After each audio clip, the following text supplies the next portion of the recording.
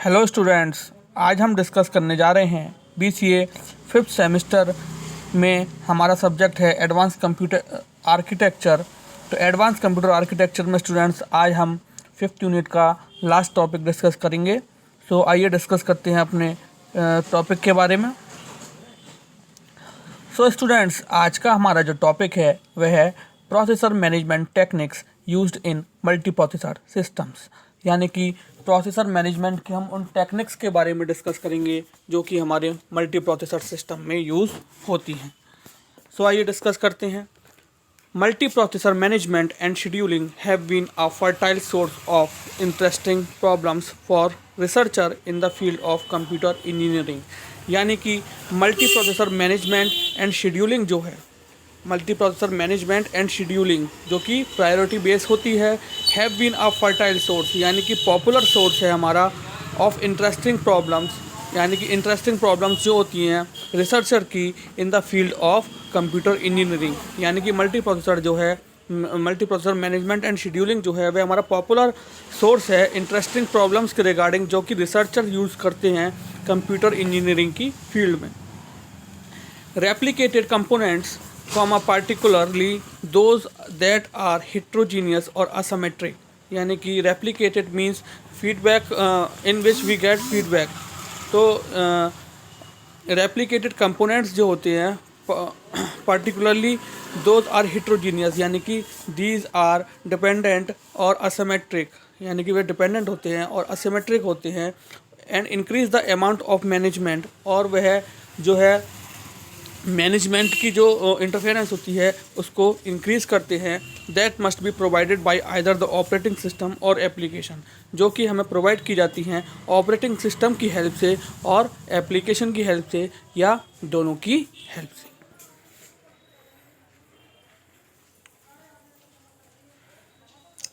अब स्टूडेंट्स, हम बात करने जा रहे हैं various dimensions of multiple processor management, यानी कि अब हम जो डायमेंशंस हमारे या टर्म्स यूज़ होती हैं मल्टीपल प्रोसेसर मैनेजमेंट में, अब हम उनके बारे में डिस्कस करेंगे।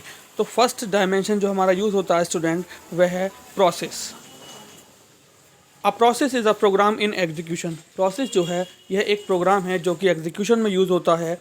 The execution of a process in sequential fashion, यानी कि जो प्रोसेस का एग्जीक्यूशन होता है वह हमारा सिक्वेंशियली मैनर में होता है। It means at a time at one instruction is executed, यानी कि जब हमारा एक इंस्ट्रक्शन एग्जीक्यूट होता है on behalf of a process के बिहाफ पर। A process is more than a program. Process जो है वह प्रोग्राम से हम उसको कम जो है वह कंपेयर नहीं कर सकते। नेक्स्ट है स्टूडेंट हमारा प्रोग्राम काउंटर। नेक्स्ट डायमेंशन है program counter. It includes the current activity represented by the value of program counter. यह अपने अंदर रखता है करंट एक्टिविटीज़ को जो कि रिप्रेजेंट की जाती है value of a programme counter के द्वारा, यानी कि प्रोग्राम काउंटर की वैल्यू के द्वारा। And the contents of the processor registers, यानी कि जो हमारा करंट एक्टिविटी है वह रिप्रेजेंट होती है प्रोग्राम काउंटर की वैल्यू की हेल्प से, या फिर कंटेंट्स जो होते हैं प्रोसेसर रजिस्टर्स के उनकी हेल्प से। नेक्स्ट है हमारा स्टूडेंट डायमेंशन प्रोसेस स्टेट। तो स्टूडेंट नेक्स्ट डायमेंशन है हमारा process state. A program by itself is not a process. अगर हम प्रोग्राम जो है हमारा वह प्रोसेस के द्वारा हमारा एग्जीक्यूट नहीं होता। A program is a passive entity, यानी कि प्रोग्राम की बात करें हम तो प्रोग्राम जो है वो हमारा डायरेक्ट एंटिटी है। When a program is loaded और स्टोर्ड ऑन डिस्क, जब एक प्रोग्राम लोड किया जाता है या स्टोर किया जाता है डिस्क में विद अ प्रोग्राम काउंटर के साथ, specifying the next instruction to execute is an active entity. तो वह स्पेसिफाई करता है नेक्स्ट इंस्ट्रक्शन को एग्जीक्यूट होने के लिए एज आ एक्टिव एंटिटी की तरह, यानी कि उसको एक एक्टिव एंटिटी की तरह वह नेक्स्ट इंस्ट्रक्शन को स्पेसिफाई करता है एग्जीक्यूट होने के लिए।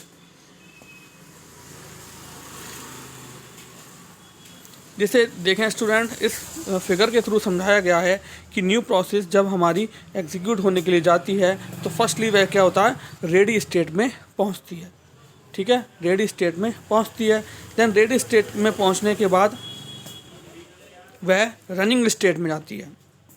वह रनिंग स्टेट में जाती है व्हेन इट गॉट्स इंटरप्ट, यानी कि जब उससे इंटरप्ट के साथ मिलकर काम करना होता है। Then after this process would be terminated, या तो वह प्रोसेस टर्मिनेट हो जाती है यानी कि एग्जिट हो जाती है, या फिर वह वेटिंग में चली जाती है, यानी कि अगर वहाँ पर कोई और प्रोसेस वर्क कर रहा होता है तो वह जो है वापस से इनपुट आउटपुट और इवेंट वेट प्रोसेस में चली जाती है। देन अगर वह प्रोसेस पूरी तरह से रेडी नहीं है तो वह अगेन रनिंग स्टेट से रेडी स्टेट में चली जाती है।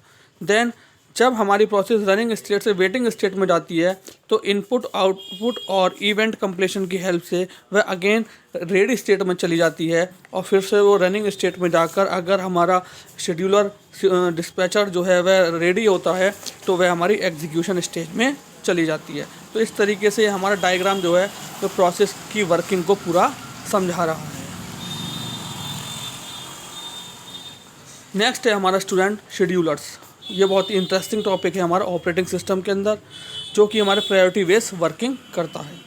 The operating system must select for scheduling purpose, यानी कि ऑपरेटिंग सिस्टम जो होता है उसको हम सेलेक्ट करते हैं, मतलब ऑपरेटिंग सिस्टम जो होता है वह शेड्यूलिंग पर सेलेक्ट करता है शेड्यूलिंग पर्पस प्रोसेसेस को from their queues in some fashion, यानी कि अगर हमारी प्रोसेस जो है वो एक क्यू में एक लीनियर फैशन में है तो वह उनको सिलेक्ट करेगा।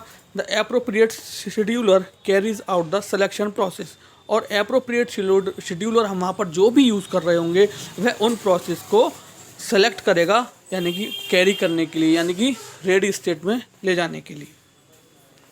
देन नेक्स्ट हम बात करते हैं स्टूडेंट्स लॉन्ग टर्म शेड्यूलर के बारे में। लॉन्ग टर्म शेड्यूलर के बारे में, it select processes from this pool, यानी कि वह क्या करता है, सेलेक्ट करता है प्रोसेसेस को in the collection of processes and loads them into the memory for execution, और उनको फिर वह लोड करता है मेमोरी में एग्जीक्यूशन के लिए। There may be minute delays between the creation of the new process in the system, यहाँ पर जो है कुछ समय की डिले यानी कि देरी हो सकती है क्रिएशन के समय में न्यू प्रोसेस के सिस्टम के अंदर, यानी कि न्यू प्रोसेशन के क्रिएशन में यहाँ पर थोड़ी डिले हो सकती है सिस्टम के अंदर जब हम लॉन्ग टर्म शेड्यूलर को यूज़ करते हैं। देन नेक्स्ट है हमारा student short term scheduler. Short term scheduler, it selects among the processes that are ready to execute, यानी कि यह उन प्रोसेसेस को सेलेक्ट करता है जो कि एग्जीक्यूशन के लिए रेडी होती हैं, and allocates the CPU to one of them, और उनमें से एक को वह सीपीयू के लिए एलोकेट कर देता है। It takes few milliseconds to select any processes, यानी कि यह कुछ समय लेता है, कुछ मिली सेकेंड का समय लेता है एक प्रोसेस को, यानी किसी भी प्रोसेस को सेलेक्ट करने के लिए। नेक्स्ट है हमारा स्टूडेंट मीडियम टर्म शेड्यूलर। ये है हमारा medium term scheduler. Time sharing system में introduced an additional intermediate level of scheduler, यानी कि यह हमारा अगर हम बात करें तो शॉर्ट टर्म और लॉन्ग टर्म शेड्यूलर के बीच का शेड्यूलर कहलाता है, इसलिए हम इसको इंटरमीडिएट लेवल ऑफ शेड्यूलिंग कहते हैं। यह टाइम शेयरिंग सिस्टम को इंट्रोड्यूस करता है, यह टाइम शेयरिंग सिस्टम को इंट्रोड्यूस करता है। तो ये हमारे कुछ बेसिक डायमेंशंस थे स्टूडेंट्स। तो आइए हम डिस्कस करते हैं एक बार जो हमने आज अपने इस लेक्चर में पढ़ा। तो स्टूडेंट आज हमने पढ़ा प्रोसेसर मैनेजमेंट टेक्निक्स के बारे में जो कि हमारे मल्टी प्रोसेसर सिस्टम में यूज़ होती हैं। तो मल्टी प्रोसेसर सिस्टम में मल्टी प्रोसेसर मैनेजमेंट और शेड्यूलिंग जो होता है वह हमारा पॉपुलर सोर्स होता है इंटरेस्टिंग प्रॉब्लम्स के रिगार्डिंग जो कि रिसर्चर्स यूज़ करते हैं कंप्यूटर इंजीनियरिंग की फील्ड में। यानी कि अब यहाँ पर फीडबैक प्रोसेस होती है तो जिस वजह से ये पार्टिकुलरली यूज़ किया जाता है डिपेंडेंट प्रोसेसेस पे या फिर एसिमेट्रिक प्रोसेसेस में, जो कि बढ़ाती हैं मैनेजमेंट का अमाउंट और प्रोवाइड करती हैं हमें ऑपरेटिंग, यानी कि जो कि हमें प्रोवाइड की जाती है ऑपरेटिंग सिस्टम की हेल्प से या एप्लीकेशन की हेल्प से या फिर दोनों की हेल्प से। तो स्टूडेंट अब बात करते हैं various dimensions of multi processor management, यानी कि मल्टी प्रोसेसर मैनेजमेंट के अंदर जो हमें वेरियस डायमेंशंस यूज़ करने पड़ते हैं। तो उसमें फर्स्ट होता है हमारा स्टूडेंट प्रोसेस। प्रोसेस जो होता है एक प्रोग्राम होता है एग्जीक्यूशन का, the execution of a process जो कि सिक्वेंशियल मैनर में होता है। यानी कि अगर सपोज़ कीजिए कोई एक इंस्ट्रक्शन एग्जीक्यूट हो रहा है प्रोसेस के बिहाफ पर, तो वहाँ पर हम प्रोसेस जो होती है वह हमारी इंस्ट्रक्शन जो होता है वह प्रोसेस के बेसिस पर हमारा एग्जीक्यूट हो सकता है। अब process is more than a program, process जो होता है वह उसको हम जो है प्रोग्राम से कंपेयर नहीं कर सकते, क्योंकि दोनों की अपनी एक डिफरेंट वर्किंग होती है। देन नेक्स्ट होता है हमारा student program counter. It includes the current activity represented by the value of program counter, यानी कि यह अपने पास करंट एक्टिविटीज़ को रखता है जो कि रिप्रेजेंट की जाती है प्रोग्राम काउंटर की वैल्यू से या फिर प्रोसेसर रजिस्टर के कंटेंट्स की हेल्प से। देन नेक्स्ट होता है हमारा student process state. Process state में जो प्रोग्राम होता है वह जो है प्रोसेस नहीं होता। Program is a passive entity, यानी कि ये डायरेक्ट एंटिटी होती है हमारी। ये व्हेन प्रोग्राम इज़ लोडेड और स्टोर्ड इन अ डिस्क, यानी कि जब प्रोग्राम स्टोर किया जाता है या लोड किया जाता है डिस्क में with an program counter specifying the next instruction to execute is an active entity, यानी कि स्टोर किया जाता है डिस्क में प्रोग्राम काउंटर के साथ जो कि स्पेसिफाई करता है नेक्स्ट इंस्ट्रक्शन को as a active entity in the system, यानी कि सिस्टम के अंदर एज ए एक्टिव एंटिटी उसको वह स्पेसिफाई करता है।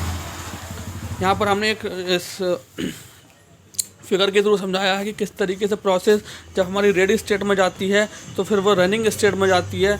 अगर वह एग्जीक्यूट हो जाती है तो टर्मिनेट हो जाती है, नहीं तो वह शेड्यूलर डिस्पैचर की हेल्प से वेटिंग स्टेट में चली जाती है और फिर वह वेटिंग स्टेट से अगेन हमारी रेडी स्टेट में चली जाती है।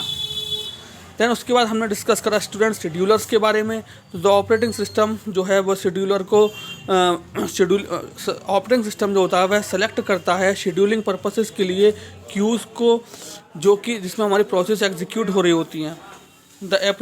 और हम long term scheduler, short term scheduler या मीडियम टर्म शेड्यूलर में जो भी हमारी सिलेक्शन प्रोसेस के अकॉर्डिंग हमें रिक्वायर होता है हम उसको सेलेक्ट करते हैं। अब बात करते हैं आइए लॉन्ग टर्म शेड्यूलर के बारे में। तो यह सेलेक्ट करता है प्रोसेसेस को कलेक्शंस में से और लोड करता है उन्हें मेमोरी में एग्जीक्यूशन के लिए।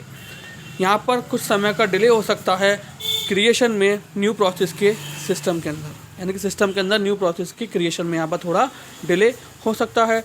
शॉर्ट टर्म शेड्यूलर की बात करें तो यह सेलेक्ट करता है प्रोसेसेस के अंदर उस पर्टिकुलर प्रोसेसेस को जो कि रेडी होती हैं एग्जीक्यूट होने के लिए और उन्हें एलोकेट कर देता है सीपीयू के लिए, और यह कुछ मिली सेकेंड्स का समय लगता है प्रोसेस को, किसी भी प्रोसेस को सिलेक्ट करने के लिए यह कुछ फ्यू मिली सेकेंड्स का समय लेता है।